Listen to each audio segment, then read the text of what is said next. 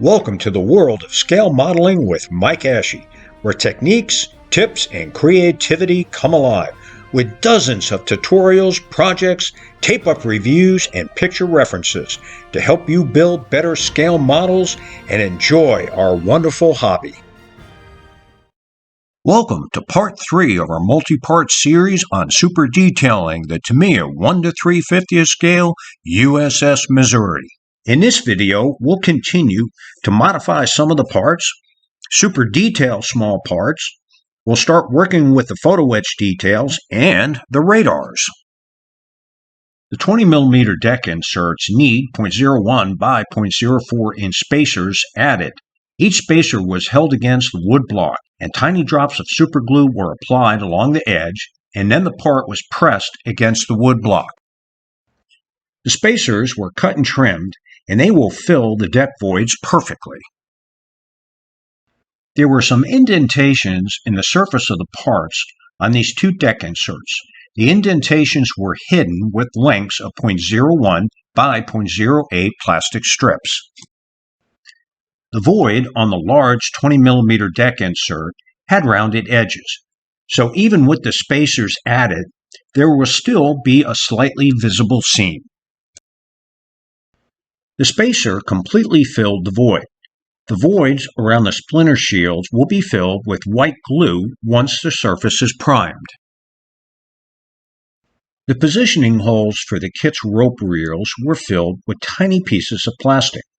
The 3D printed rope rails from Black Cat models will fit over these locations. These forward deck inserts are pretty tight, but there is a slight void around the sides. Here again, white glue will be used to fill them once they're primed. The bow inserts will also need some white glue once the area and the surface is primed. These deck inserts are pretty tight. The bow attachment point for the minesweep chain was made from a 0.04 by 0.06 inch strip of plastic. The hole was drilled out with a 0.039 inch bit.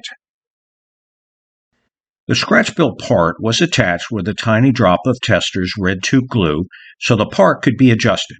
Once the glue was dried, a tiny bead of super glue was applied around the perimeter of the part. The HO scale chain fit perfectly into the tiny hole. With the additional details added to the bow and the reel chain, the appearance of this area of the ship has been greatly enhanced. Another assembly check was made to be sure that everything fit together tightly and that no additional details needed to be added. The aft superstructure area looks very different with all the added details. Once the catapults, the aircraft crane, and the 20mm guns are installed in the stern area, it'll have a lot of surface detail. Be sure when assembling the life rafts that you follow the Tamiya instructions as to how many assemblies get 2 or 3 rafts. The kit's floater baskets have several different sizes, so be sure to add a small piece of paper to the parts numbers to each bin where you are storing the parts. The kit's gun directors will be replaced with 3D printed Mark 51 directors. Be careful when removing the tree attachment stubs from these round vent covers so that the shapes will not be distorted. Be sure to check each part for the mold lines and carefully scrape them off with the tip of a sharp number 11 X-Acto blade. The kit's whaleboats were enhanced with photo etch detail parts from the Edward photo etch set. The boat cradles also came from the Edward detail set. The kit's rope reels were replaced with Black Cat Models 3D printed rope reels. These reels even have the rope detail around the drums. The Black Cat Models 3D printed 36-inch searchlights have an incredible amount of surface detail. The standing platforms will need to be removed for the searchlights to fit correctly on the aft smokestack. The Black Cat model's 3D printed 24-inch searchlights are also very well detailed. The kit's aircraft are simple assemblies, but there are mold lines to remove on both the fuselage and the floats. The aircraft cradles will be used in combination with photo-etch catapults. The forward and aft mast parts were carefully scraped to remove the mold lines. The forward main mast needed some minor touch-up with a flexifile and a very fine strip of sandpaper. The gold medal model's aft mast was bent to shape, and it would be glued to the backside of the kit's mast. 2 holes were drilled through the yard arms, about a 32nd of an inch from the end with a .0145 number 79 drill bit for rigging. Taping the mast to hold it stationary helps the positioning of the photo etch part and gluing it into place. Use a .012-inch diameter stiff wire as an applicator and use tiny drops of superglue.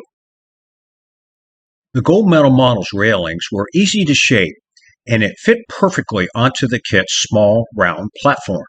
The SG radar was shaped with the end of a file and then glued into place. The Edward photo etch catwalks are too flimsy, so they were laminated to the kit parts. The Edward railings were cut off the catwalks, and the gold medal model's railings, which are more accurate, were used. The gold medal model's railings were shaped with an 11/32 diameter wood dowel. These are the railing parts for the aft smokestack. The Edward railings were used for the platforms. The square part would not fit onto the mast platform without cutting the disc at the base of the mast, so this part was not used. The smokestack catwalks were thinned by running them across a stationary piece of sandpaper to reduce the thickness of the plastic. The aft mast railings were too long and had to be trimmed so that they would not interfere with the aft mast angled bracing. The mast was installed, and the angled bracing and the flagstaff were then superglued into place. The aft mast was removed from the stack and painted and then installed separately. A .0145-inch hole was also drilled into the flagstaff prior to installing it on the mast for the flag rigging. The photo etch ladder is from the Edward detail set. The photo etch parts are getting a final fit check before moving on to detailing the main mast. The main mast yard arm had holes drilled into it using a .0145-inch number 79 drill bit for the signal flag rigging. A hole was also drilled through the main mast at the top where the angle is so that the rigging could be run through it. The gold medal model's yard arm was smaller than the kit's part, so it was cut in half, positioned, and glued into place. A small section of .015-inch thick plastic was inserted between the 2 photo etch parts. The main mast was carefully positioned and taped into place so that the radar platform could be attached. A tiny drop of Tester's red tube glue was used so the platform could be adjusted. Superglue was then added. Some of the Edward exact length railings did not fit very well, so they were used in combination with gold medal model's railings. The mid-level platform has 3 sections of railings. The kit's platform bracing was replaced with .025-inch rod, and then the mast was superglued into place. The angled bracing was then carefully positioned and superglued into place. The upper mast was attached with Tester's red tube glue. The part was positioned and then superglued into place. A cut disc, .010 inches thick, was made with the Waldron punch tool for additional yard arm rigging. The outermost holes that were drilled through the yard arm will be for the angled rigging from the upper platform and the top of the mast. Each side of the yardarm has 5 holes evenly spaced for 5 signal flag lines that will run from each signal flag box to the yardarm. 5 holes were drilled into the signal flag boxes for the signal flag rigging using a .0145 number 79 drill bit. The forward superstructure railings were rechecked for proper fit. These gold medal models railings are in 2 sections to make the bending and shaping easier. The tiny curve was made using a microfile handle. These gold medal models railings are in 3 sections to simplify the shaping and bending. The curved railing was done with a 3/16-inch diameter wood dowel. The railings behind the number 2 turret were shaped with a 1-inch wood dowel.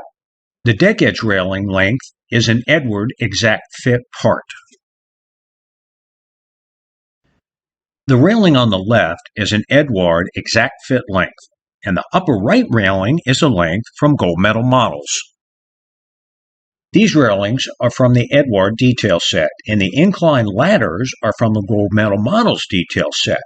The incline ladder on the right had to have its inner rail trimmed so that it would fit up against the superstructure. The stern railings are from the gold medal models detail set. The bow railing is from the Edward detail set, and the curves were shaped with a 1/4 inch diameter wood dowel. The incline ladders were bent into shape by holding the part under a metal ruler and bending one side up with a single-edged razor blade. The ruler is then repositioned under the opposite handrail section, and the single-edged razor blade is again used to bend the other incline ladder railing up. Parts management and labeling are very important in ship model construction.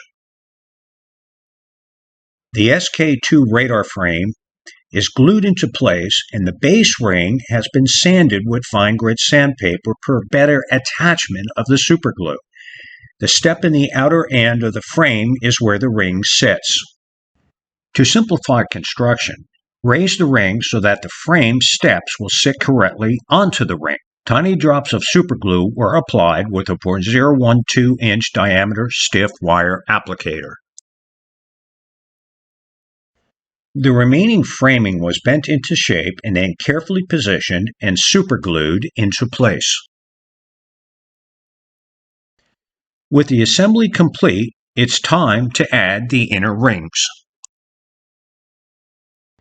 The inner rings have been sanded smooth for better attachment of the superglue. The kit's SK2 radar base was cut out and will be attached to the photo etch radar.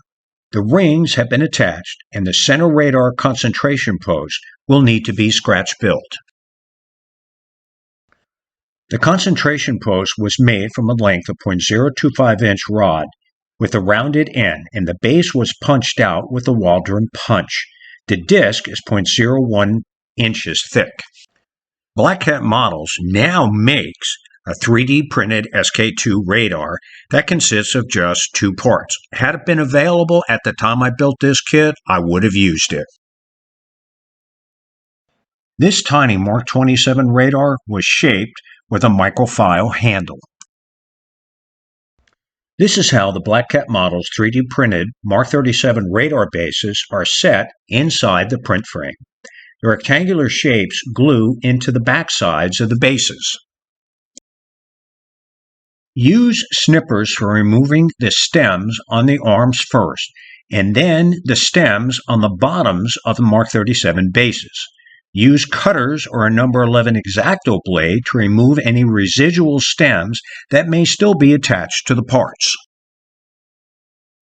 The material used by Black Cat Models for their 3D printed parts is flexible and strong.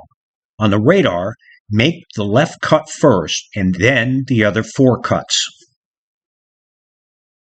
With all the 3D printed stems removed, the Mark 37 radars are ready to be assembled.